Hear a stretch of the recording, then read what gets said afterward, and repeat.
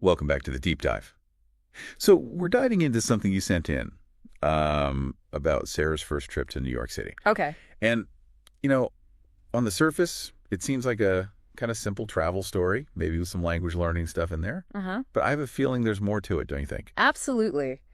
I think what's so fascinating is that this whole story about, what seems like a straightforward seat mix-up on a plane Yeah. actually opens up this whole other conversation about assumptions and, cultural differences and like the unexpected ripple effects of kindness. Okay, so let's set the scene for our listener. Yeah. Right? Yeah. Sarah's flying solo to New York for the first time ever. Right. She's excited. She's been practicing her English. She's got that, first-time traveler energy. Yeah, totally. And that excitement might be playing a role in what happens next. Okay. So she finds a row on the plane. She sees someone sitting in what she thinks is her seat. Uh-huh.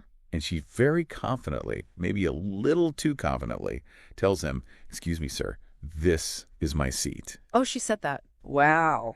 And so here's where it gets interesting. Okay. The man, checks his ticket. He seems convinced that he's in the right seat. Yeah. And he just gives it up. She just gives it up. Yeah, he doesn't argue. He doesn't call for the flight attendant. He just says, "Okay, no problem." Wow. I mean, wouldn't you at least double check your ticket or like ask for some clarification? I know, right? Yeah. I mean, I definitely would. It's a pretty curious reaction. Yeah. I mean, maybe it just speaks to his personality, Maybe he's just someone who's really willing to go with the flow or maybe there's like a cultural element there.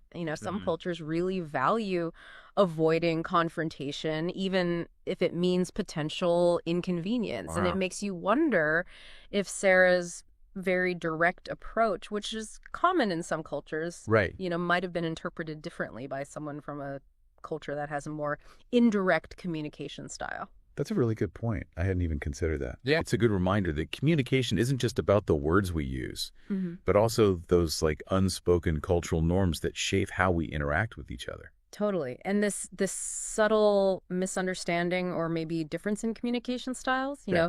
it could have so easily turned into a frustrating conflict, Yeah. but instead he chooses a different path. So Sarah settles into the window seat thinking she's, won this battle. She even starts chatting with the man a little bit. Okay. And then she notices something interesting. What's that? He seems so incredibly calm and friendly, considering he thinks that he's the one who got cheated out of his seat. And this observation on Sarah's part that's worth noting, Yeah. she's not just focused on her own experience, Yeah. but she's also taking in those subtle cues from the people around her. Right. It speaks to a certain level of awareness, Uh-huh. an ability to see beyond just the surface. Yeah, and then comes the twist. Right. The flight attendant comes by, checks their tickets, and realizes the mistake. It wasn't the man in the wrong seat. Oh, no. It was Sarah all along. Oh, my gosh. She was supposed to be in the aisle seat, 17C, not the window seat, 17A.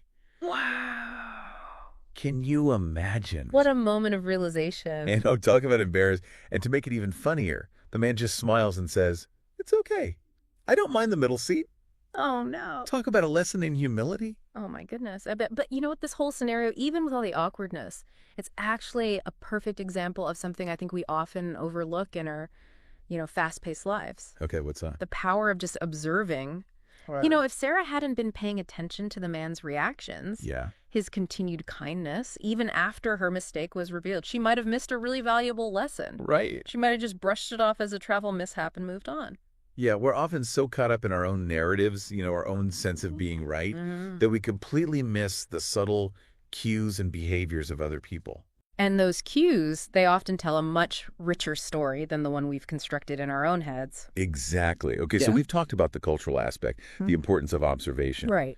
But there's another layer here that I think is particularly relevant to you listening to this deep dive. Okay. Think about it. We've all been in those situations where we were absolutely sure we were right, only to find out later Oh. we weren't. Yeah. And it's humbling, isn't it? It is. It really speaks to the power of cognitive biases. Yeah. We tend to seek out information that just confirms our existing beliefs. Yeah. Even when it's something as simple as a seat number. Totally. And this can lead us down a path of assumptions and misinterpretations. So what can we learn from this besides, double checking our tickets? I think it's a chance for you to reflect on times when you've been overly certain Mm. and how that impacted your interactions with other people. Yeah. Was there a moment where maybe questioning your assumptions, being a little less sure could have led to a more positive outcome. Maybe even a moment of unexpected connection. Yeah. Just like Sarah experienced on that plane. That's such an interesting way to frame it. It's not just about avoiding mistakes. Right. But about using those moments of, realization as opportunities for growth and deeper understanding. Absolutely. It's like that saying, strong opinions loosely held. Oh, yeah. Being open to the possibility that we might be wrong even when we feel so certain about something. Exact. And that openness can make a world of difference, not just in avoiding conflicts, but in fostering genuine connection with people. Right. Because let's be honest, none of us are right all the time. No. We're all works in progress, constantly learning and evolving. That's so true. Okay, so we've talked about the power of observation, questioning our assumptions. Right. But I want to go back to this man's reaction for a second. Okay. I mean, giving up your seat when you think you're right, that's a pretty significant act of kindness, don't you think? It really is, and it speaks to something so important about human nature, What's that? We often assume that people are inherently selfish. Right. That we're all just looking out for number one. Yeah. But this story and countless others, they challenge that assumption. Yeah. They show us that kindness and compassion. Mm-hmm. It's actually woven into the fabric of who we are as human beings. And it's not just about grand gestures, right? Mm-hmm. It's about the little things, the everyday choices that we make to be, helpful, understanding, patient. Yeah. Even when it's inconvenient. Right. Like holding the door open for someone, offering a listening ear. Mm-hmm. Letting someone merge in traffic in front of you. Totally. Those seemingly small acts can have a ripple effect, creating a more positive and connected world. Absolutely.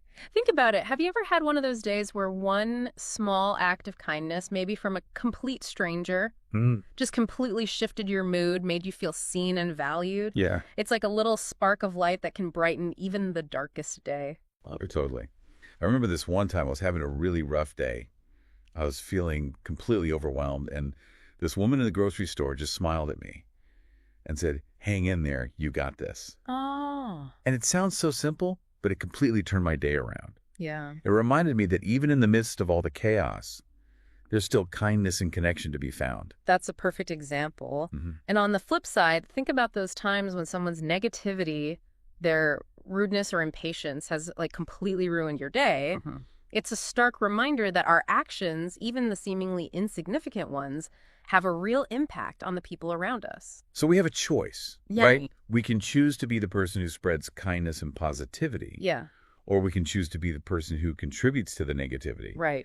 And those choices, they shape not just our own experiences, but the experiences of everyone we encounter. Now, going back to Sarah's story, in the original context of language learning, there's a fascinating connection here. Think about the concept of fossilization in language learning, where learners become so afraid of making mistakes that their progress just plateaus. Yeah. This man's reaction to Sarah's mistake embodies the ideal learning environment, where errors are seen as opportunities for growth rather than sources of shame. That's such a good point, because in language learning, mistakes are inevitable, right? They are. It's all about embracing those mistakes, learning from them, having the courage to keep practicing even when it feels awkward or uncomfortable. Exactly. And if we can create environments where those mistakes are met with patience, understanding, even humor, like in this story, then learners are more likely to thrive, to feel empowered to take risks and push beyond their comfort zones. Which ultimately leads to greater fluency confidence and a deeper connection with the language and culture they're trying to learn. Precisely.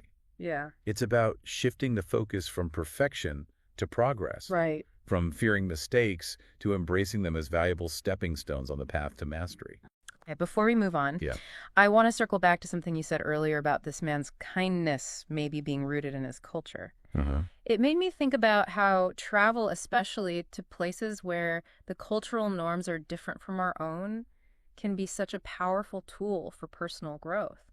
Yeah, because when we step outside of our familiar cultural bubble, we're forced to confront our own assumptions, to see the world through a different lens. Exactly. And in that process, we often discover new ways of thinking, new ways of being that we might never have encountered otherwise. And sometimes those encounters can even challenge our deeply held beliefs, forcing us to reevaluate what we thought we knew about ourselves and the world. It's like that saying, travel is the only thing you buy that makes you richer, right? Yeah. And I think that richness goes far beyond just accumulating stamps in your passport. Totally. It's about accumulating experiences, perspectives, and insights that shape who we are at our core. Yeah. It's like we're constantly expanding our internal map of the world, right? Adding new layers of understanding with every experience, with every encounter. Right. But getting back to Sarah's experience, it wasn't just about travel or cultural differences, right? No. There's a deeper lesson here about how we choose to react in these unexpected situations. Yeah, what's interesting here is that the man's kindness, it wasn't just a passive reaction. Right. It was an active choice. Yeah. A conscious decision to prioritize Sarah's comfort over his own, right, even when he thought he was in the right. Yeah. And that act of generosity, it rippled outward, Yeah. It impacted not just Sarah, but potentially other passengers on that plane as well. It makes you wonder, doesn't it, how many people witnessed that interaction? Yeah. And maybe felt a little bit inspired, a little bit more hopeful about human nature? Totally. Maybe it even prompted some of them to act with more kindness and understanding in their own lives. It's like that saying, be the change you wish to see in the world. Right. We often underestimate the power of our own actions, But even these small gestures of kindness, they can have this ripple effect, creating a chain reaction of positivity that extends far beyond that initial act. It's like throwing a pebble into a pond. Yeah. The ripples might seem small at first, but they continue to spread outward, influencing the entire ecosystem of the pond. And imagine if we all made a conscious effort to throw more pebbles of kindness into the world. Yeah. How might that transform our communities, our societies, even our global interactions? It's a really powerful thought. So to bring it back to you listening to this deep dive, as you navigate your own life, your own adventures, whether it's traveling to a new place or just going about your everyday routines. Right. Remember Sarah's story? Remember the man on the plane who chose kindness even when it wasn't easy. And ask yourself, how can you be a ripple of kindness in the world? Right. How can you choose understanding over judgment, patience over frustration, generosity over selfishness? Because those choices, they matter more than we realize. And who knows, maybe you'll even inspire someone to pay it forward, creating this beautiful cascade of kindness that spreads far and wide. What a wonderful note to end on. Thank you for joining us on this deep dive into Sarah's story. Yeah. And until next time, keep exploring, keep learning, and keep those ripples of kindness flowing. We'll see you on the next deep dive.